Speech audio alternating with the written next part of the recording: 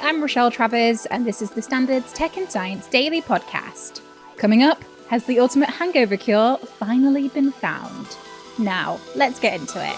If you're new here, make sure to hit follow. Animal experts are warning about the mutant breed trend of bullycats, which seems to be heading to the UK. So a bully cat, it's not exactly a breed, it's what's called a mutant breed or an experimental breed. And it's where different mutations from different breeds are mixed together. So a bully cat is a mixture of a Munchkin cat, which has short legs, and a Sphynx cat, which has hairlessness. So bully cats are basically hairless, short-legged cats. That's Dr. Grace Carroll, lecturer in the School of Psychology at Queen's University Belfast, whose area of research is animal behaviour and welfare. Breeders in the US have created the mutant breed, which is continuing to gain popularity through social media. And there are already reports that UK breeders have started offering them for sale, despite concerns over serious health defects. So if we look at Sphynx cats, they've been around for a much longer time.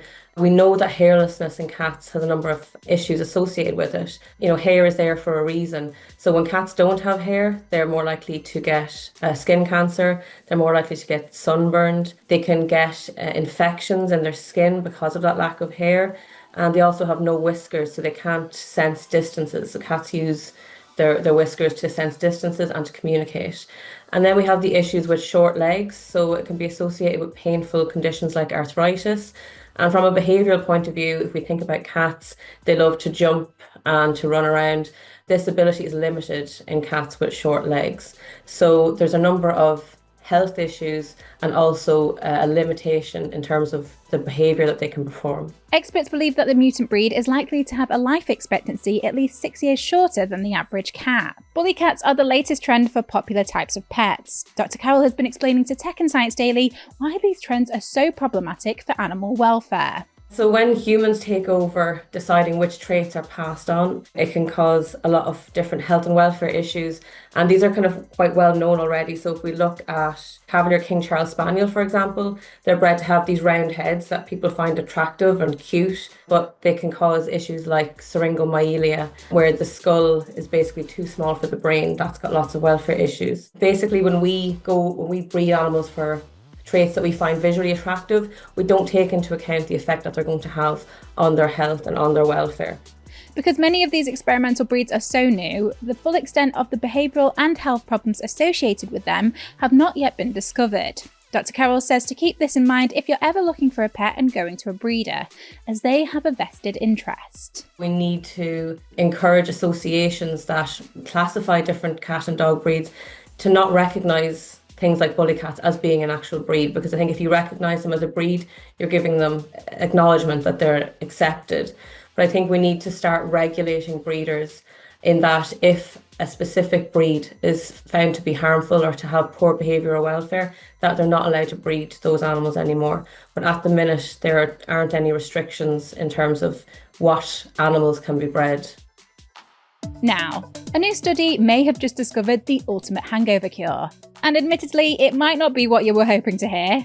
It's a gym session or a run. Here's the Standard's Health Reporter Dan Keane to explain more. So what this study aimed to do was to figure out the best way to get rid of a hangover, essentially.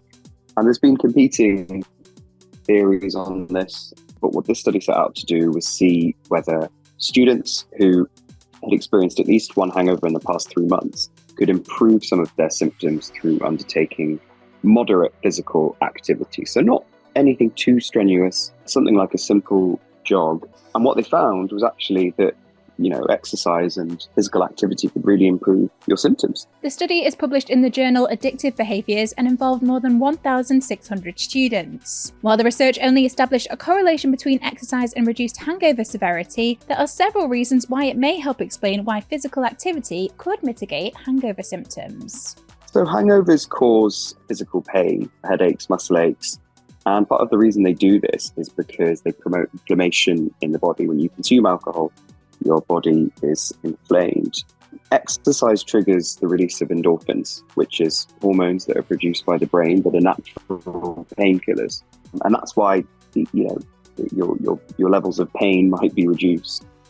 You can also, elevate your baseline endorphin levels, which means your perception of pain and discomfort is a little bit lower. And also, if you exercise, you're likely to get better quality sleep.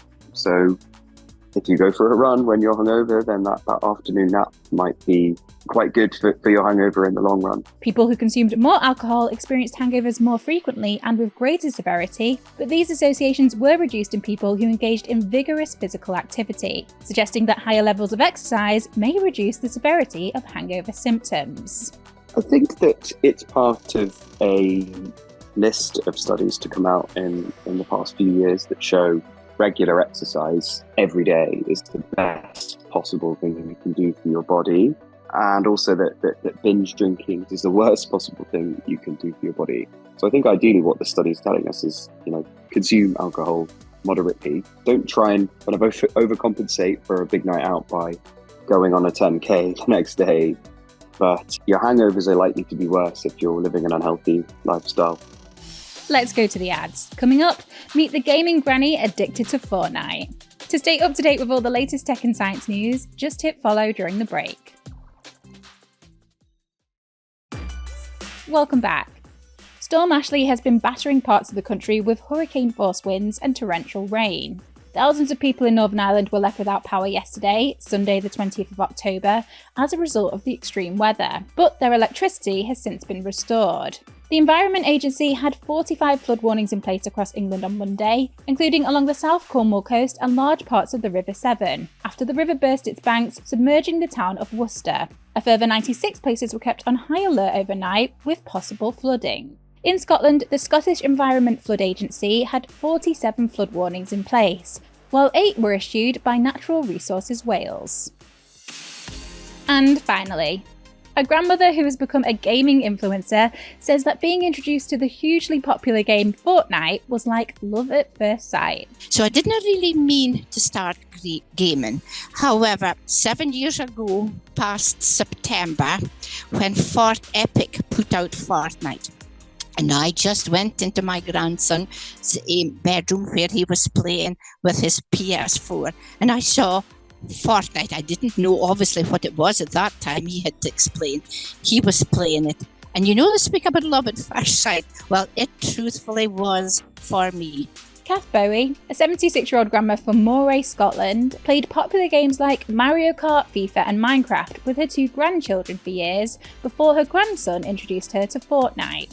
She says she instantly became hooked on the game and soon set up her own Twitch account where she live streams herself playing under the gamer tag GrumpyGran1948. And she's got almost 20,000 followers. My grandson finds it all rather amusing, actually. Not so much that I play it, but I actually stream it. But the amusement even goes further when he realises how many followers I have. Right? How many folk comes into my stream and watches. Now that Kath has built up such a following, she's even partnered with IKEA for its new Bramble collection, a range of gaming room furniture. You're up to date. Come back at 4 p.m. for the Standard podcast. And for all the latest news and analysis, head to standard.co.uk. Tech and Science Daily will be back tomorrow at 1 p.m. See you then.